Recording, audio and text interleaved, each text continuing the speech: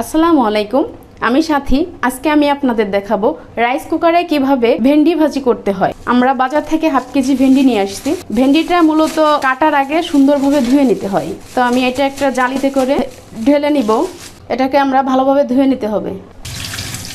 আমি এইভাবে হাতের সাহায্যে ভালো মতো ডলে ডলে ভেন্ডিগুলোকে ধুয়ে নিব।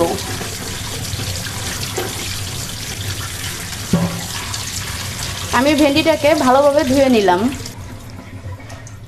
আমি ভেন্ডিটা কাটার পরে আর ধুবো না, তাহলে এটা ভিজলে ভিজলে হয়ে যাবে। এখন আমি ভেন্ডিটাকে ভালোভাবে কেটে নিব। আমি ভেন্ডিগুলো ভালোভাবে কেটে নিচ্ছি। এইভাবে সব ভেন্ডিগুলো কেটে নিব। ভেন্ডিটা ভাজার জন্য আমাদের যে যে উপকরণ লাগবে, কাঁচা মরিচ, পেঁয়াজ, রসুন। আপনারা চাইলে রসুনটা নাও দিতে পারেন, আমার ভালো লাগে তার জন্য আমি দিচ্ছি। এখানে আমরা এই সব উপকরণগুলো আমরা ভেজে নিব।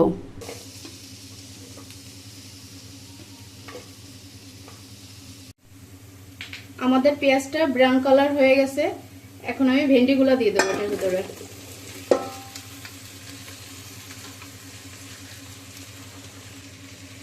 কাঁচা মরিচগুলো দিয়ে দিব।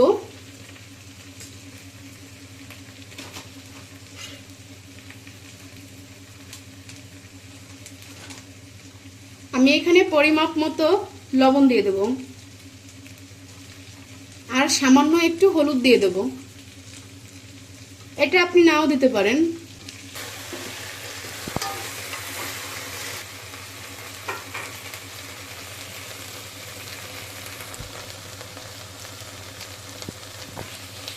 তো ফাইনালি আমাদের ভেন্ডি ভাজিটি হয়ে গেছে। আপনারা বাসায় বসে এইভাবে ট্রাই করতে পারেন।